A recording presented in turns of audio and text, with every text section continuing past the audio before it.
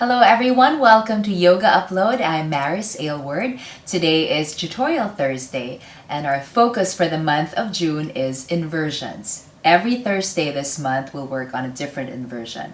The reason I'm doing this is because in the common inversions that you do in class like shoulder stand and headstand, our neck, our cervical spine is vulnerable. So we need to be really careful with these poses and make sure that we're doing them safely and mindfully.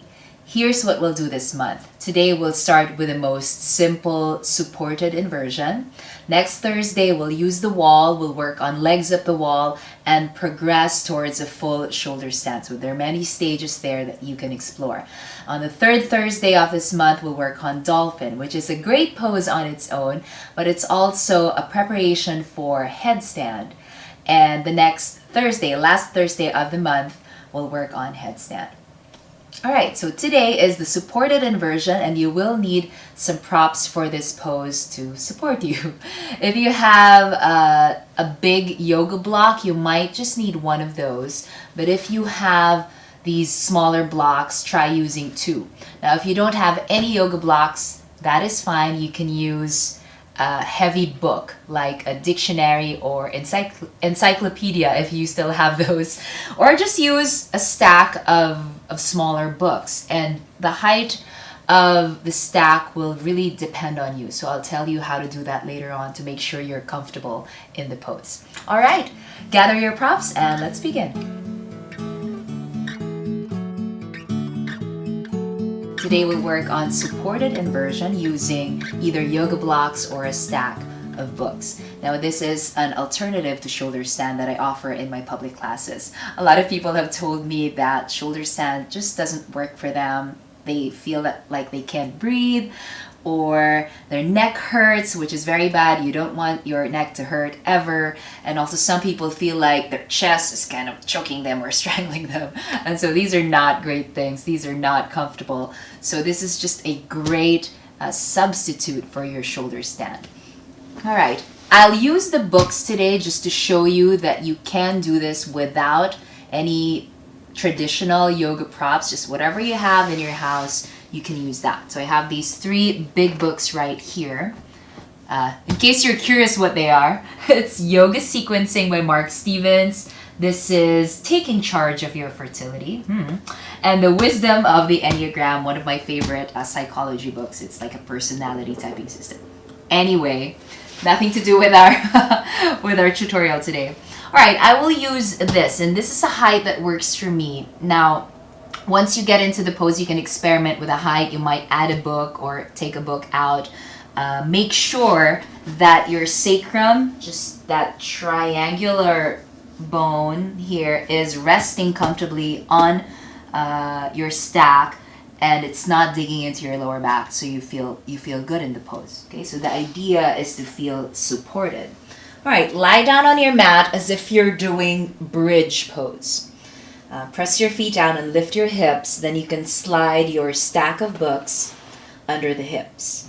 Now you need to adjust the stack. And what you're looking for is a sense of stability. Feel like you can balance on it and you can rest your hips on it.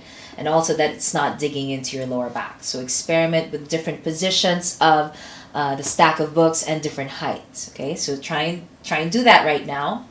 Now, once you find a really comfortable place for your lower body, bring your attention to the upper body now. Just gently move your shoulder blades towards each other, like in your bridge. Shoulders are relaxed, and just relax the arms. Now, notice your neck here.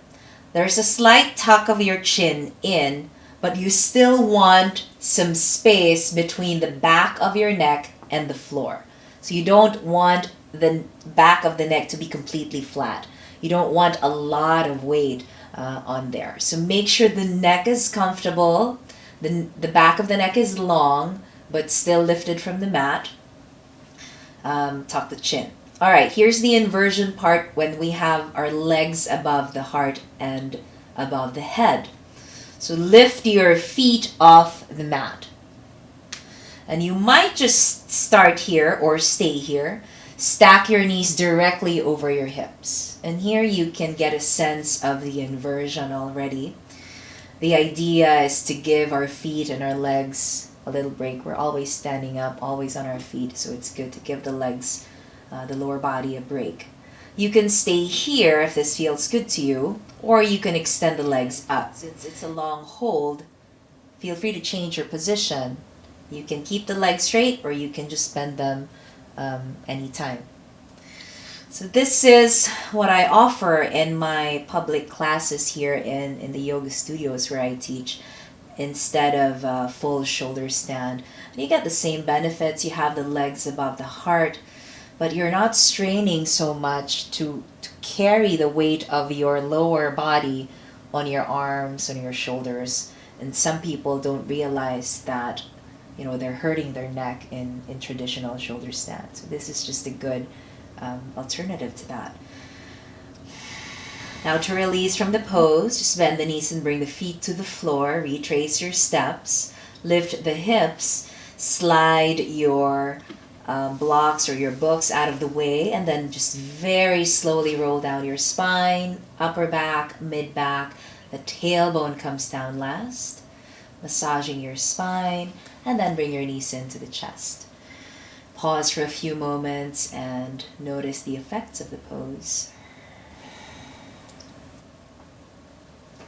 And that's it for our first inversion tutorial of the month. I hope that was helpful to you. I hope that was a good alternative to shoulder stand, especially if you don't feel great in that pose, if you feel like you can't breathe and your neck hurts and all of that. Try this one.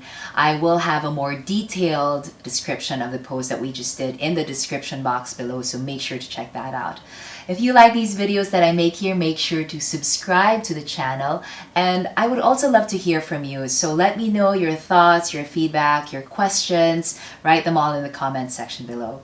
Thank you so much for sharing your practice with me today. I'll see you next time.